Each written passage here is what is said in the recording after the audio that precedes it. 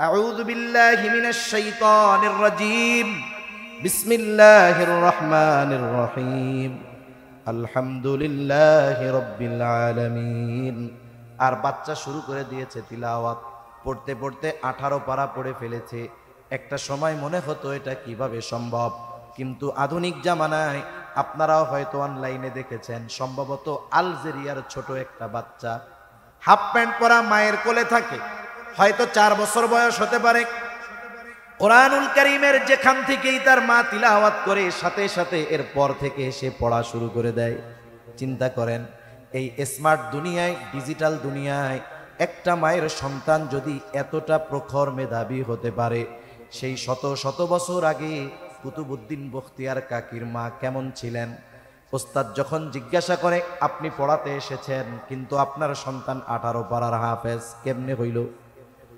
এইবার জিজ্ঞাসা করে, আপনি কি হাফেজা? বলে না, পূর্ণ হাফেজা হতে পারি নাই, 18 পারা মুখস্থ করেছি। আমার সন্তান যখন গর্ভে ছিল শত শতবার আমি এই 18 পারা চলতে ফিরতে তিলাওয়াত করেছি। সে যখন আমার কোলে ছিল দুধ পান করিয়েছি, কত হাজার বার তাকে আমি এই 18 পারার তিলাওয়াত শুনিয়েছি, তার হিসাব নাই। ওস্তাদ এবার বলতেছে, তাহলে আপনার তিলাওয়াত শুনে শুনে আপনার সন্তান 18 পারার হাফেজ হয়ে গেছে। এটা অসম্ভব নয়, এটা সম্ভব। এজন্য মায়ের উচিত যখন দুধ পান করাবে গান না বলা, হাট্টিমা টিম টিম না বলা, কোরআন তিলাওয়াত করবে, দুরূদ শরীফ পড়বে। এর দ্বারা সন্তানের মধ্যে পরিপূর্ণ একটা প্রভাব আসবে, যার প্রভাবে বাচ্চা পরবর্তীতে দ্বীনের উপরে চলা তার জন্য সহজ হয়ে যাবে। এরপরে সন্তান যখন একটু বড় হয়, মুখের বুলি ফুটে বুলি। সন্তান যদি ভুলেও কখনো একটু কান্না করতে গিয়ে আব্বা অথবা ম্যা কয়া বসে, এই আওয়াজ যদি মায়ের কানে যায়, বাবার কানে যায়, মা খুশি হয়ে আব্বাকে বলে, দেখো আমার সন্তান আজকে আমাকে আব্বু বলে ডাকছে। আবার যদি কখনো একটু আব্বা বলে, আব্বা খুশি হয়ে মানুষের কাছে বলে, সন্তান আমাকে আব্বু ডাকছে। এই যে একেবারে নাবালক বাচ্চার মুখে যখন প্রথম আব্বু শুনে, আম্মু শুনে, এই আওয়াজ শুনে মা বাবা খুশি হয় কি হয় না? وقال رسول الله صلى الله عليه وسلم كلكم راعينا وكلكم مسؤولون عن رعيته أو كما قال النبي صلى الله عليه وسلم صدق الله العلي العظيم وصدق رسوله النبي الكريم ونحن على ذلك من الشاهدين والشاكرين والحمد لله رب العالمين سبحانك لا علم لنا إلا ما علمتنا إنك أنت العليم الحكيم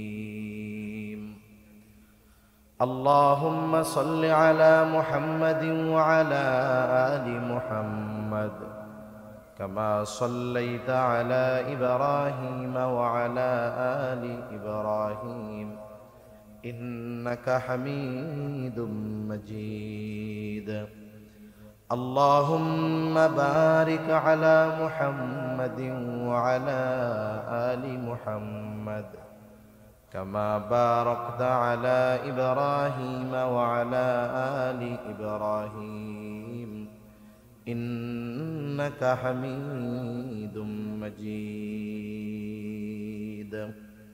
الحمد لله ঐতিহ্যবাহী ঢাকা জেলার অন্তর্গত সাভার আশুলিয়া পূর্ব পান্দোয়া জামে মসজিদ সংলগ্ন প্রসিদ্ধ আলোচক মুফতি আবু বকর মোহাম্মদ তাহের হাফিজাহুল্লাহ হজরতের প্রতিষ্ঠিত আন-নাজাহ তাহফিজুল কোরআন মাদ্রাসার উদ্বোধন উপলক্ষে প্রথম বার্ষিক তাফসিরুল কোরআন মাহফিল। আজকের এই তাফসিরুল কোরআন মাহফিলের সম্মানিত শ্রদ্ধেয় সভাপতি, প্রধান অতিথি, বিশেষ অতিথিবৃন্দ সহ সম্মানিত শ্রদ্ধেয় উলামায়ে কেরাম, সামনে উপস্থিত মুরব্বিয়ানে কেরাম, সমবয়সী যুবক বন্ধু, স্নেহের ছোট ভাই, পর্দার অন্তরালে অবস্থানরতা সম্মানিতা শ্রদ্ধা মা ও বোন, দয়াময় আল্লাহ রব্বুল আলামিনের দরবারে অগণিত শুকর যে মহান মালিক আমাদের হায়াতে বরকত দিয়ে সুস্থ রেখে এতক্ষণ পর্যন্ত প্রসিদ্ধ কারি হাফেজ মাওলানা এনামুল হাসান সাদি হাফিজাহুল্লাহ হজরতের সুললিত কণ্ঠে পবিত্র কোরআনুল কারীমের তিলাওয়াত আপনারা শ্রবণ করতেছিলেন। আমরা দোয়া করি আল্লাহ সুবহানাহু ওয়া তাআলা ভাইয়ের যে কোরআনিক খেদমত আল্লাহ তাআলা এগুলোকে কবুল করেন, সকলে বলি আমিন। যেহেতু অল্প সময়, আমি আমার আলোচনায় কোনো ভূমিকায় যাব না, মূল আলোচনার দিকে যাব ইনশাআল্লাহ। সম্মানিত উপস্থিতি, এ দুনিয়াতে আমরা প্রত্যেকেই কিন্তু দায়িত্বশীল। প্রত্যেকের উপরেই আল্লাহ সুবহানাহু ওয়া তাআলা এই জাগতিক জগতে কিছু দায়িত্ব দিয়ে দিয়েছেন। আর কোরআনুল কারীম আমাদেরকে এটা জানাচ্ছে যে দায়িত্বটা আমানত, এবং প্রত্যেকে এই দায়িত্বগুলো যথাযথভাবে পালন যদি না করে তাহলে কিয়ামতের দিন এই দায়িত্বের খেয়ানতের কারণে আল্লাহ তাআলার সামনে তাকে অপরাধীর কাঠগড়ায় দাঁড়াতে হবে। আবার আল্লাহ সুবহানাহু ওয়া তাআলা প্রত্যেককেই তাকে দেওয়া দায়িত্বের সম্পর্কে কিয়ামতের দিন জিজ্ঞাসা করবে। এজন্য প্রত্যেকের উচিত প্রত্যেকের দায়িত্বের ব্যাপারে সর্বোচ্চ সচেতন হওয়া। সামগ্রিক বিষয়ের সব দায়িত্বগুলো এক মজলিসে, এক মাহফিলে আলোচনা করা এটা সম্ভব নয়।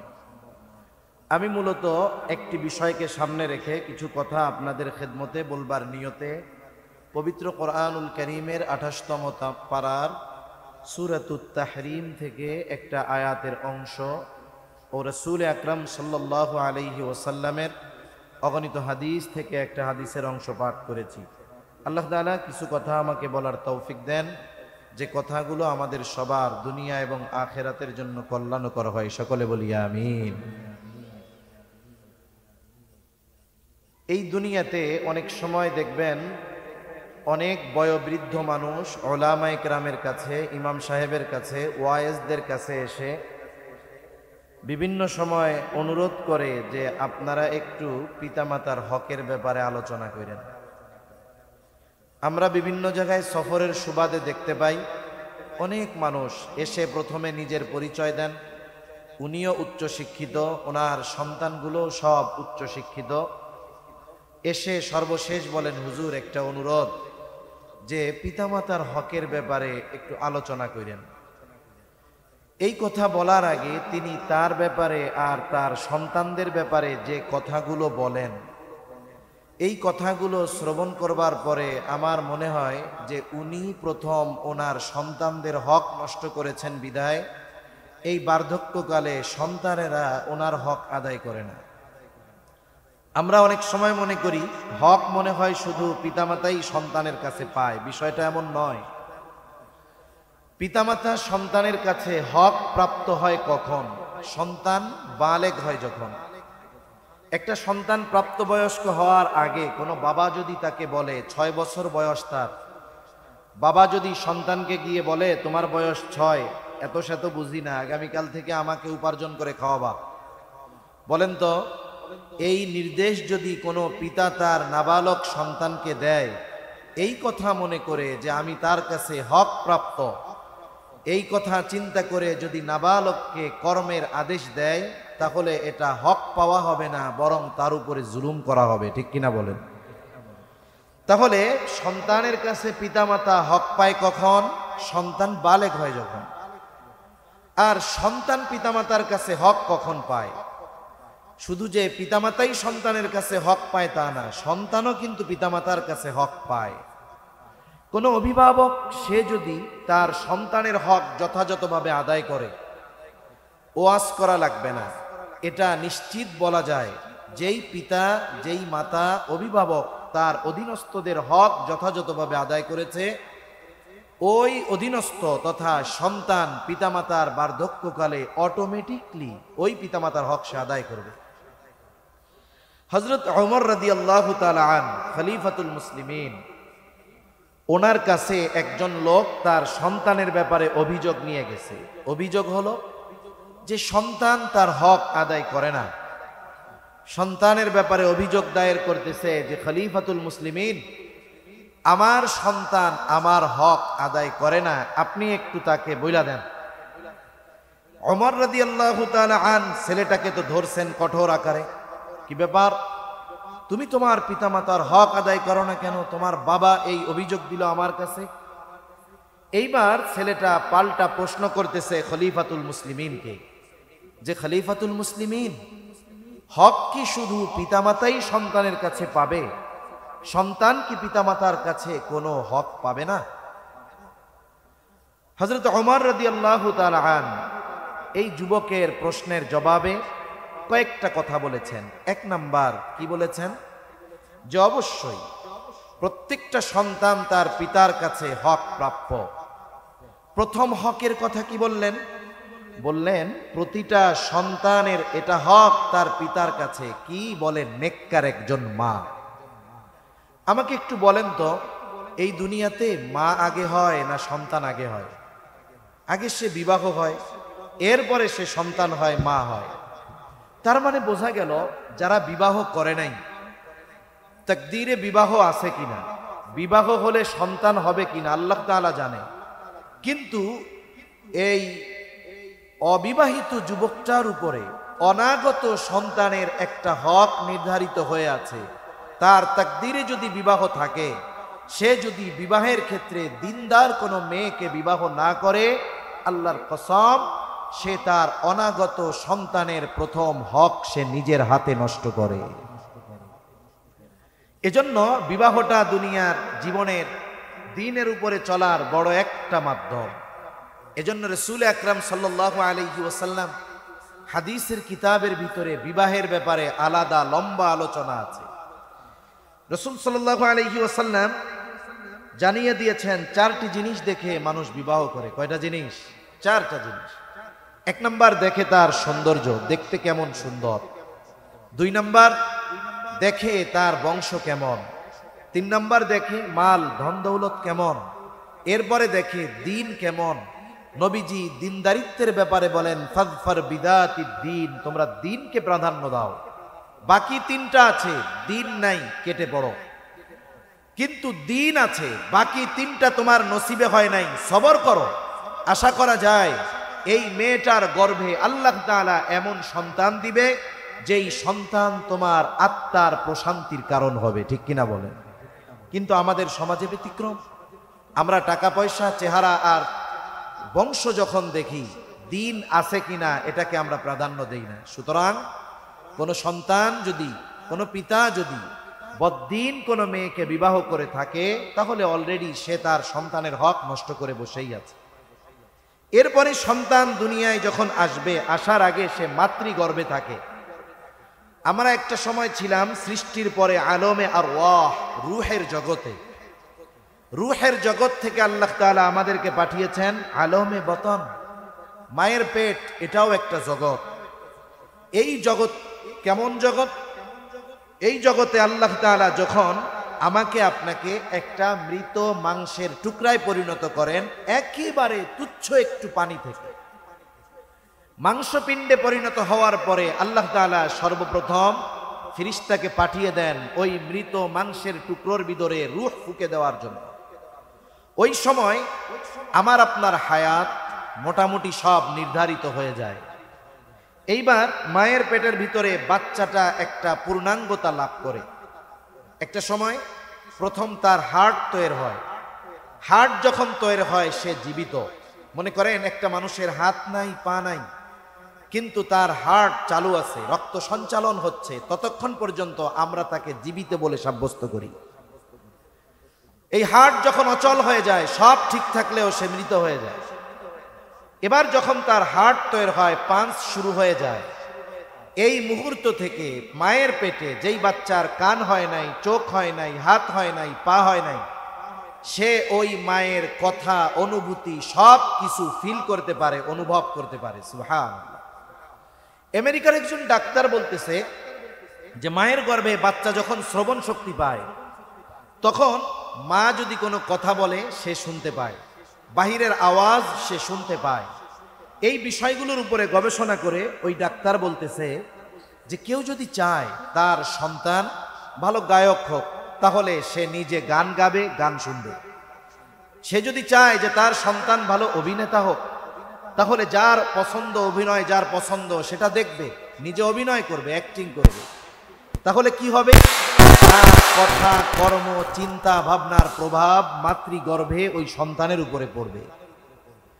এখন বলেন, একজন যদি গান শুনলে, গান করলে সন্তান যদি ভালো গায়ক হয়, মাতৃগর্ভে যখন সন্তান আসবে, ওই মা যদি কোরআন পড়ে, মা যদি তাসবিহ পড়ে, মা যদি দুরূদ শরীফ পড়ে, তাহলে কোরআনের প্রতি মোহাব্বত তার হবে কি হবে না?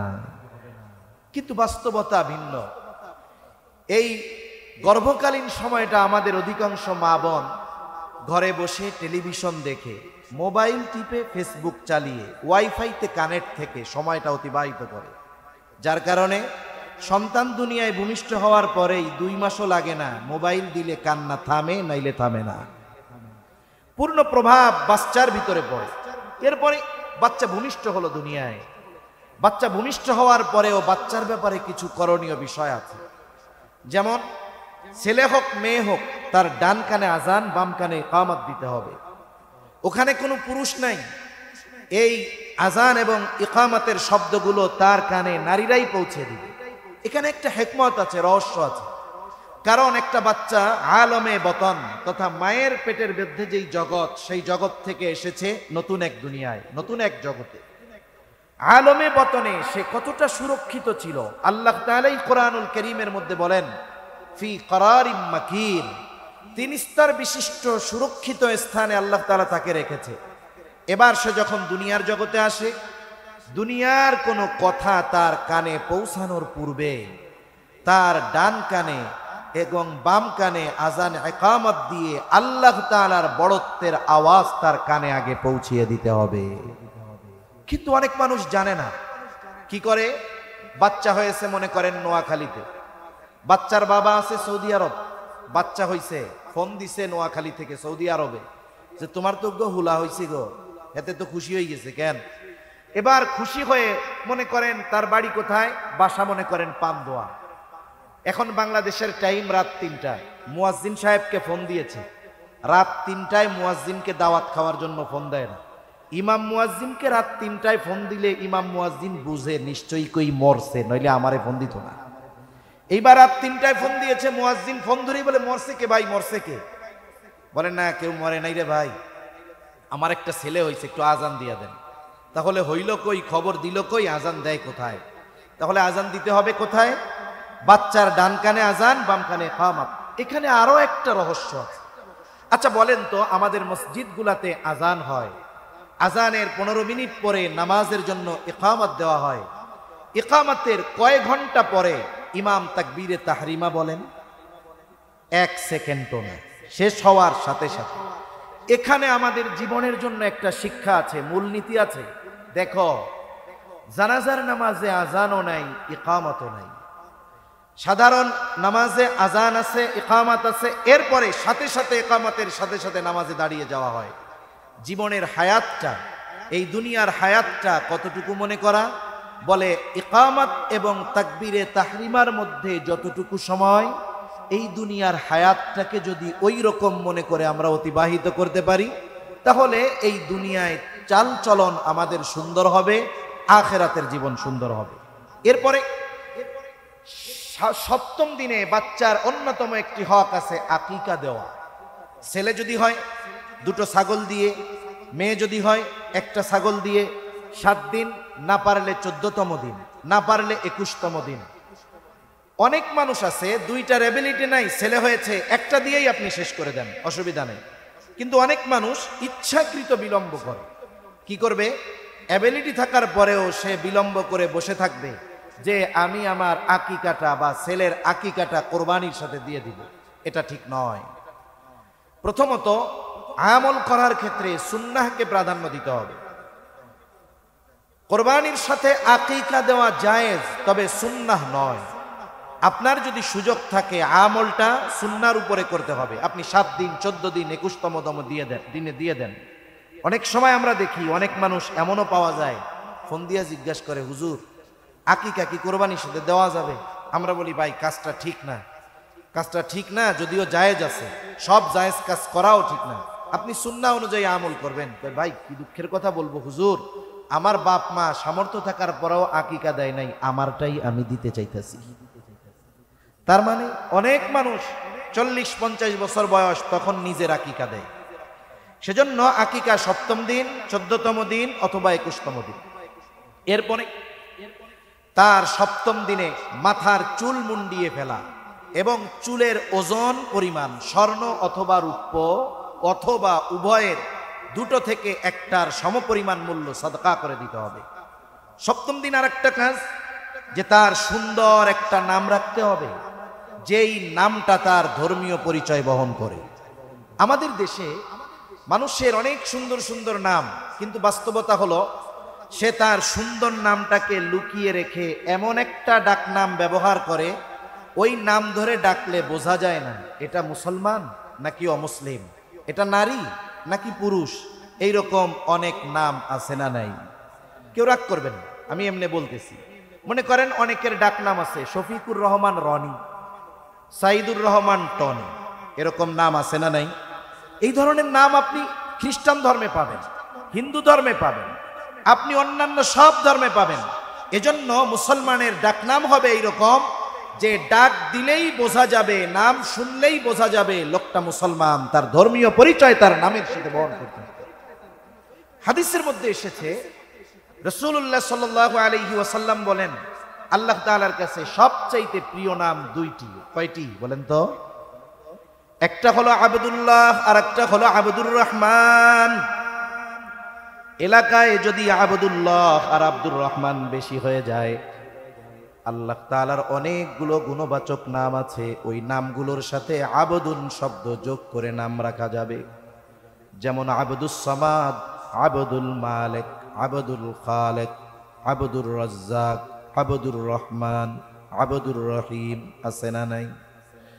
এই ধরনের নাম যাদের আছে, ডাকার ক্ষেত্রে আমরা সুন্দরভাবে ডাকবো আবদুর রহমান, আবদুস সামাদ, আবদুল খালেক, আবদুল মালিক, সুন্দরভাবে নামগুলো ডাকবো। কিন্তু আফসোস, আমরা সংক্ষিপ্ত করতে করতে এক সময় আবদুন শব্দ বাদ দিয়ে দেই, ডাকা শুরু করি খালেক, ডাকি মালেক। আবার এমনটাও হয় অনেক অঞ্চলে দেখা যায় একটা সময় নামটাকে তেসরা করে, বেকা করে, ব্যঙ্গ করে ডাকে, গয় খালেক কে ও মালিক কে, ডাকে না এরকম? জাহেলিয়াতের সময় মানুষের নামকে ব্যঙ্গ করে ডাকা হতো। এই জন্য রাসূলুল্লাহ সাল্লাল্লাহু আলাইহি ওয়াসাল্লাম নিষেধ করে দিয়েছেন, কোনো মানুষকে ব্যঙ্গ করে ডাকা যাবে না, তার নামগুলো সুন্দরভাবে ডাকতে হবে। এজন্য নামগুলো আমরা সুন্দরভাবে রাখবো। এরপরে আমাদের কিছু পার্সোনাল করণীয় বিষয় আছে।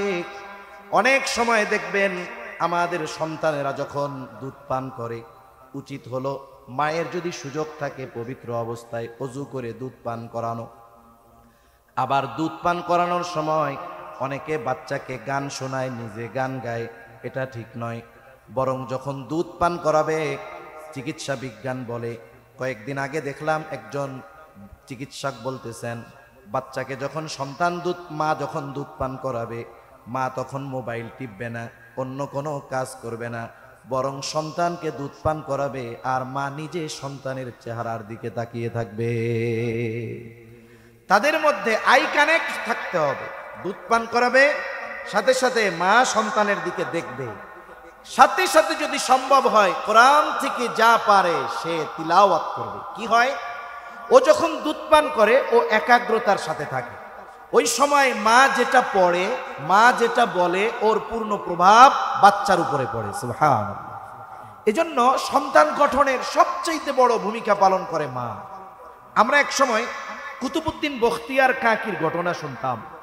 6 বছর বয়স, মা ওনাকে নিয়ে গেছে ওস্তাদের কাছে, ওস্তাদ পড়াচ্ছে, আউযু বিল্লাহি মিনাশ শাইতানির রাজীম, বিসমিল্লাহির রহমানির রহিম, আলহামদুলিল্লাহি রাব্বিল আলামিন। আর বাচ্চা শুরু করে দিয়েছে তিলাওয়াত, পড়তে পড়তে 18 পারা পড়ে ফেলেছে।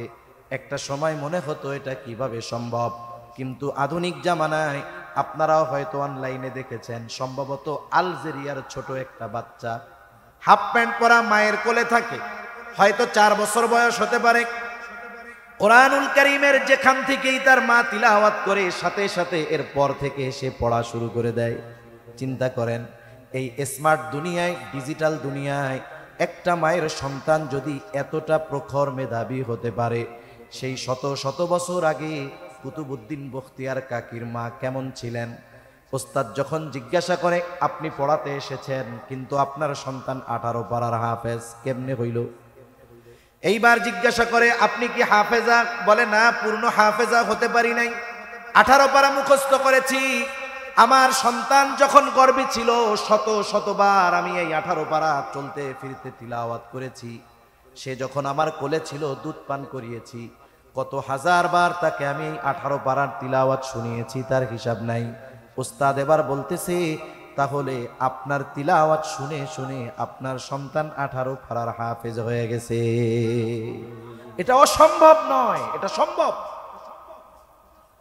এজন্য মায়ের উচিত যখন দুধ পান করাবে গান না বলা, হাট্টিমা টিম টিম না বলা, কোরআন তিলাওয়াত করবে, দুরূদ শরীফ পড়বে। এর দ্বারা সন্তানের মধ্যে পরিপূর্ণ একটা প্রভাব আসবে, যার প্রভাবে বাচ্চা পরবর্তীতে দ্বীনের উপরে চলা তার জন্য সহজ হয়ে যাবে। এরপরে সন্তান যখন একটু বড় হয়, মুখের বুলি ফুটে বুলি। সন্তান যদি ভুলেও কখনো একটু কান্না করতে গিয়ে আব্বা অথবা মা কয়া বসে, এই আওয়াজ যদি মায়ের কানে যায়, বাবার কানে যায়, মা খুশি হয়ে আব্বাকে বলে, দেখো আমার সন্তান আজকে আমাকে আব্বু বলে ডাকছে। আবার যদি কখনো একটু আব্বা বলে, আব্বা খুশি হয়ে মানুষের কাছে বলে, সন্তান আমাকে আব্বু ডাকছে। এই যে একেবারে নাবালক বাচ্চার মুখে যখন প্রথম আব্বু শুনে, আম্মু শুনে, এই আওয়াজ শুনে মা বাবা খুশি হয় কি হয় না? এখন আমি আপনি যদি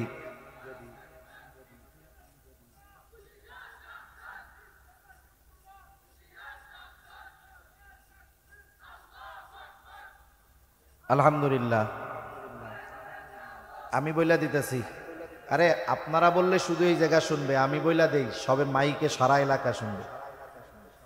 আলহামদুলিল্লাহ, আজকের মাহফিলের প্রধান আকর্ষণ, প্রধান মেহমান হযরতুল আল্লাহ মাওলানা নাসিরউদ্দিন হেলালি বারাকাল্লাহু ফি হায়াতি হযরত চলে আসছেন। আমরা সকলে বলি আলহামদুলিল্লাহ। সেজন্য আপনারা যারা আশেপাশে আছেন, যথাদ্রুত সমস্ত কাজকর্ম ছেড়ে অতি দ্রুত আপনারা চলে আসেন। তাহলে এদিকে খেয়াল করুন, তাহলে সন্তানের মুখে যদি আব্বু ডাক শোনা হয়, আম্মু ডাক শোনা হয়, আব্বু আম্মু খুশি হয় নাকি বেজার হয়? এখন বলেন তো, আমি আপনি যদি আমার আপনার সন্তানকে একটু রিহার্সাল করাই, আল্লাহ আল্লাহ বলায় অভ্যস্ত করাই, আব্বু ডাকার চাইতে আল্লাহ ডাকটা বেশি সহজ। আমি আপনি যদি বারবার তার সামনে আল্লাহ আল্লাহ শব্দটা উচ্চারণ করি, দেখা যাবে বাচ্চা আব্বু ডাকার আগে আল্লাহ ডাকতেছে। আমি আপনি যদি ওই বাচ্চাকে আল্লাহ শব্দটা তার জবান দিয়ে প্রথমে বের করতে পারি, আব্বু ডাক শুনে আমি আপনি খুশি হই, বলেন তো ওই বাচ্চার মুখ দিয়ে আল্লাহ ডাক যদি বের হয়, আল্লাহ তাআলা খুশি হবেন কি হবেন না? সেজন্য চেষ্টা করব বাচ্চার মুখ দিয়ে সর্বপ্রথম আওয়াজ যেন আল্লাহ এই শব্দটা বের হয়। এরপরে বাচ্চাটা যখন বড় হবে, আমি তাকে বাসায় থাকা অবস্থায়, মা ঘরে কোলে থাকা অবস্থায় তাকে দ্বীনের বুনিয়াদি কথাগুলো শিক্ষা দিবে, কালিমাগুলো শিক্ষা দেওয়ার চেষ্টা করবে। এইভাবে সন্তান যখন বড় হবে, প্রাতিষ্ঠানিক শিক্ষা তার শুরু হবে। হযরত ওমর রাদিয়াল্লাহু তাআলা আনহু বলতেছেন যে তাকে তার মা বাবা, বাবার কাছে সন্তানের অন্যতম হক যে ওই সন্তানকে বাবা দ্বীনি শিক্ষা তথা কোরআনের শিক্ষা প্রদান করবে। তাহলে আমি আমার যে কথাটা বলার জন্য এত কথা বলা, যে সন্তানের অন্যতম হক যেটা সে পিতার কাছে পায়, কি? তাকে দ্বীন শিক্ষা দেওয়া, কোরআন শিক্ষা দেওয়া। আমরা যত কিছুই চাই না কেন যে সন্তান ডাক্তার হোক, ইঞ্জিনিয়ার হোক, বড় ব্যবসায়ী হোক, বড় শিক্ষিত হোক, বড় ডিগ্রিধারী হোক, কিন্তু প্রথমে যদি আমি তাকে দ্বীন না শিখিয়ে, যতটুকু শেখা ফরজ এতটুকু যদি আমি তাকে না শিখিয়ে জাগতিক লাইনে ঢুকিয়ে দেই, আল্লাহর কসম এই সন্তান, আল্লাহ না করুন, যদি কোনোদিন বদ্দিন হয়ে যায়, জাহান্নামী হয়, কিয়ামতের দিন ওই বাবাকে সে ছেড়ে দিবে না। এজন্য আমাদের উচিত সন্তানদেরকে দিন শেখানো, সাথে সাথে নিজেও যতটুকু পরিমাণ দিন শেখা ফরজ ততটুকু শেখা। রাসূলুল্লাহ সাল্লাল্লাহু আলাইহি ওয়াসাল্লাম বলেন, তলাবুল ইলমি ফরিদাতুন আলা কুল্লি মুসলিম। নবীজি বলেন, দ্বীনি ইলম শিক্ষা করা প্রত্যেক মুসলমান নরনারীর উপরে ফরজ। দ্বীনি ইলম শিক্ষা করা প্রত্যেক মুসলমান নরনারীর উপরে ফরজ। এখন আসেন, কতটুকু শিখবো আমরা? কেউ কেউ বলেন কমপক্ষে এতটুকু দিন শিখতে হবে যতটুকুর দ্বারা নিজেকে পরিপূর্ণ দ্বীনের উপরে পরিচালিত করা যায়, এতটুকুই তো শিখতে হবেই। আবার কেউ কেউ বলেন না, আর একটু বেশি শিখতে হবে। কেন? কারণ আল্লাহ তাআলার নির্দেশ, ইয়া আইয়ুহাল্লাযীনা আমানু কু আনফুসাকুম ওয়া আহলিকুম নারা। আল্লাহ রাব্বুল আলামিন বলেন, হে ঈমানদারেরা, তুমি নিজে জাহান্নামের আগুন থেকে বাঁচাও, অধীনস্থদেরকে জাহান্নামের আগুন থেকে বাঁচাও। একজন মানুষ যদি নিজে জাহান্নাম থেকে বাঁচার জন্য ইলমের দরকার হয়, দ্বীনি জ্ঞানের প্রয়োজন হয়, তাহলে সে যদি তার অধীনস্থদেরকে জাহান্নামের আগুন থেকে বাঁচাতে চায়, দ্বীনের উপরে চলতে চায়, চালাতে চায়, বলেন তো অধীনস্থদেরকে দ্বীনের উপরে চালানোর জন্য এই পরিচালনার ইলমে দ্বীন তথা জ্ঞান অর্জন করার দরকার আছে না নাই? তাহলে কতটুকু শিক্ষা করা ফরজ? বলে নিজে দ্বীনের উপরে চলতে, অধীনস্থদেরকে চালাতে যতটুকু দ্বীন শেখা ফরজ, এতটুকু শিক্ষা করা আমার আপনার সকলের জন্য ফরজ। এখন আসেন, ইলমে দ্বীন কেন শিখবো, শেখাবো? এটা জরুরি। এই দুনিয়াতে সাধারণত দুই ধারার শিক্ষা ব্যবস্থা আছে। কয় ধারা? একটা হলো সাধারণ শিক্ষা ব্যবস্থা, আর একটা হলো দ্বীনি শিক্ষা ব্যবস্থা। সাধারণ শিক্ষা ব্যবস্থা কোনটা? সাধারণ শিক্ষা ব্যবস্থা হলো যেই শিক্ষা ব্যবস্থার সিলেবাস প্রণয়ন করেছে এই দুনিয়ার মানুষ, যেই শিক্ষা ব্যবস্থার সিলেবাস বা পাঠ্যপুস্তক সবকিছু প্রণয়ন করেছে এই দুনিয়ার মানুষ। আর দ্বীনি শিক্ষা কোনটা? বলে যেই শিক্ষা ব্যবস্থার পাঠ্যপুস্তক, পাঠনীতি সবকিছু নির্ধারিত হয়েছে আল্লাহ এবং তার রাসূলের মাধ্যমে। সুবহানাল্লাহ। এই যে জাগতিক শিক্ষা যেটাকে আমরা বলি বা সাধারণ শিক্ষা যেটাকে বলি, এটার আবার কিন্তু দুইটা দিক আছে। অনেকে মনে করে যে আমাকে জান্নাতে যেতে হলে মনে হয় আলেম হতেই হবে। বিষয়টা এমন নয়। আল্লাহ তাআলা কোরআনুল কারীমের মধ্যে আলেম হয়ে মরতে বলেন নাই, মুসলমান হয়ে মরতে বলেছে। আল্লাহ তাআলা কোরআনুল কারীমের মধ্যে বলেন, ইয়া আইয়ুহাল্লাযীনা আমানুত্তাকুল্লাহা হাক্কা তুকাতিহি ওয়া লা তামুতুন্না ইল্লা ওয়া আনতুম মুসলিমুন। আল্লাহ রাব্বুল আলামিন বলেন, হে ঈমানদারেরা, তোমরা আল্লাহকে যথাযথভাবে ভয় করো, আর মুসলমান না হয়ে তোমরা মৃত্যুবরণ করো না। আলেম হতে আল্লাহ তাআলা বলেন নাই, আমাদেরকে মুসলমান হতে বলেছেন। মুসলমান হওয়ার জন্য অবশ্যই ওই পরিমাণ দ্বীনি ইলম শিক্ষা করা দরকার যতটুকু আমাদের জন্য ফরজ। এরপরে যদি কেউ জাগতিক লাইনে উচ্চ শিক্ষিত হয় কোনো অসুবিধা নাই। জাগতিক শিক্ষার দুইটা দিকের কথা বলতেছিলাম, একটা হলো কল্যাণকর দিক, আর একটা হলো অকল্যাণকর দিক। একজন মানুষ জাগতিক শিক্ষায় সর্বোচ্চ শিক্ষিত হওয়ার পরে সে যদি কোনো উচ্চ পদস্থ সরকারি কোনো কর্মকর্তা হয় অথবা জাগতিক লাইনে বড় কোনো দায়িত্ব পায়, মনে রাখবেন দ্বীনের খেদমত শুধু মাদ্রাসা মসজিদেই থাকলে হয় না। আমাদের সমাজে, আমাদের দেশে অনেক মানুষ আছে রাষ্ট্রীয় অনেক দায়িত্ব পালন করতেছে, কিন্তু আল্লাহর বান্দার মাধ্যমে দ্বীনের অনেক খেদমত হচ্ছে। একজন বিসিএস ক্যাডার সে যখন সরকারি চাকরিতে গেল, সে তার জীবনের শুরু থেকে নিয়ে দেখা যায় যেখানেই দ্বীনি কিছু দরকার সে সহযোগিতা করে। আমরা বিগত সময় অনেক সময় দেখেছি একজন ইওনো টিওনোর কাছে গেলে মাহফিলের কথা শুনলে, কিন্তু দেখা যাচ্ছে উনি দ্বীনি কাজের জন্য সহযোগী। উনি ওনার অবস্থান থেকে এই বিষয়গুলো সুচারুরূপে পরিচালনা করার ব্যবস্থা করে দিচ্ছেন। মসজিদ মাদ্রাসা ইয়াতীমদের দিকে উনি খেয়াল রাখতেছেন। এই পদের দ্বারা উনি দ্বীনি খেদমত করতেছেন, আরেকজন এই পদ পেয়ে টেবিলের তল দিয়ে টাকা কামিয়ে বিদেশে বাড়ি করতেছে, আছে না নাই? তাহলে যিনি জাগতিক শিক্ষা অর্জন করে ওই শিক্ষাকে মানুষের কল্যাণে, ইসলামের কল্যাণে ব্যবহার করেছেন, এই জাগতিক শিক্ষা তার জন্য কল্যাণকর।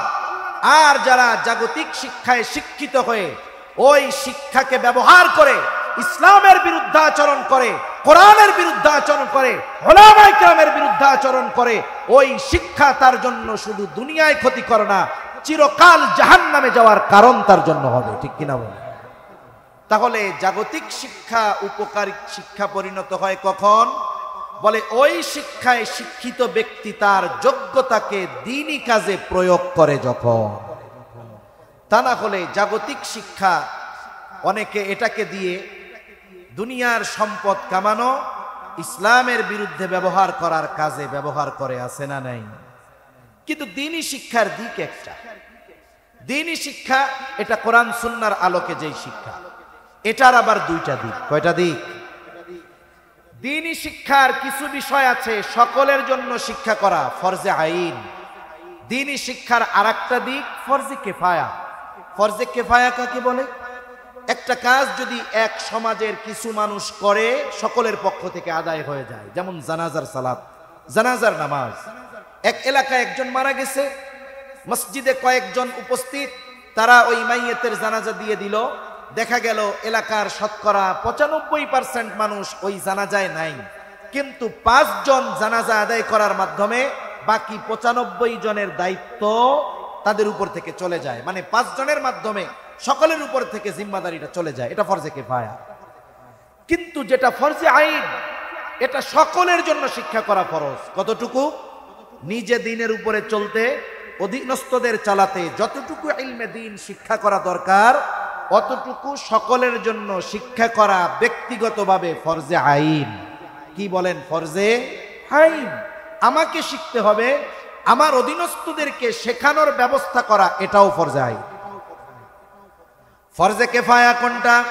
বলে ফরজে আইন যে শিখলো, এরপরে সে চিন্তা করলো আমি আলেম হব, হাফেজ হয়েছি, মুফতি হব, বড় মুহাদ্দিস হব, আমি কোরআনের উপরে বড় পিএইচডি করব, এগুলো ফরজে কিফায়া, সকলের জন্য শেখা জরুরি না। কিন্তু এলাকায় যদি কেউ না শিখে তাহলে সকলকেই গুনাহগার হওয়া লাগবে। সেজন্য আমি ফরজে কিফায়ার দিকে যাব না, ফরজে আইনের দিকে যাই। এই যে আপনাদের এইখানে একটা দ্বীনি প্রতিষ্ঠান, এই প্রতিষ্ঠানের উদ্বোধন উপলক্ষে মাহফিল, আসলে বাস্তবতা হলো কোরআনুল কারীমের একটা সিস্টেম আছে। আল্লাহ তাআলা যেই বিষয়ের জন্য বান্দাকে নির্দেশ দেন, কোরআনুল কারীমের মধ্যেই আল্লাহ তাআলা ওই বিষয়টা বাস্তবে পরিণত করার পদ্ধতিও আল্লাহ তাআলা বলে দেয়। কোরআনে যত নির্দেশনা আছে এমনটা নাই যে আল্লাহ তাআলা নির্দেশ দিয়ে আবার ওই নির্দেশ পালনের ব্যবস্থা বা কি পদ্ধতি এটা বলে দেন নাই, এটা কখনোই হয় না। এজন্য উলামায়ে কেরাম আমাদের সন্তানদেরকে দ্বীন শেখানোর ব্যাপারে উদ্বুদ্ধ করবেন, এটা তো দায়িত্ব। সাথে সাথে দ্বীন শেখানোর, উদ্বুদ্ধ করার সাথে সাথে দ্বীন শেখানোর ব্যবস্থাপনা করা, এটাও উলামায়ে কেরামের জিম্মাদারির ভিতরে পড়ে। এই জিম্মাদারিকে কাঁধে নিয়ে আপনাদের এলাকার সম্মানিত ইমাম খতিব সাহেব, দেশ বিখ্যাত একজন ইসলামী আলোচক, খুবই সুললিত কণ্ঠে এবং জ্ঞানগর্ভ আলোচনা গোটা দেশের আনাচে কানাচে হযরত করে থাকেন। ওনার তত্ত্বাবধানে সুন্দর মনোরম একটি পরিবেশ, মাদ্রাসার ভিতরে গিয়ে দেখেছেন হয়তো আপনারা, এটা সুন্দর একটা পরিবেশ। কারণ অভিভাবকেরা এখন সন্তান দেওয়ার ক্ষেত্রে পরিবেশও তালাশ করে। আমি আমার একটা ঘটনা শোনাই। একজন কাজের মহিলা, সে কি বলতেছে, কাজের মহিলা কাজ করে, সে তার সন্তানকে আশেপাশের ভালো একটা স্কুলে পড়ায় এবং তার বড় মানের টাকা খরচ হয়, এবং সে গর্বের সাথে বলে যে আমি কাজ করি তাতে কি, আমি আমার ছেলেটাকে ওই স্কুলে এত টাকা খরচ করে পড়াই, খাই আর না খাই। তাহলে আমি ছোট করতেছি না তার পেশাকে, কিন্তু তার উপার্জন কতটুকু? এই স্বল্প উপার্জন হওয়ার পরেও সে চিন্তা করে আমি আমার ছেলেকে ভালো একটা পরিবেশে, ভালো একটা জায়গায় লেখাপড়া করাবো। এটা সবাই চায়, উপার্জন বাবার কষ্ট হোক, কারণ একটা বাবা উপার্জন করে নিজের জন্য নয়, তার অধীনস্থদের জন্য।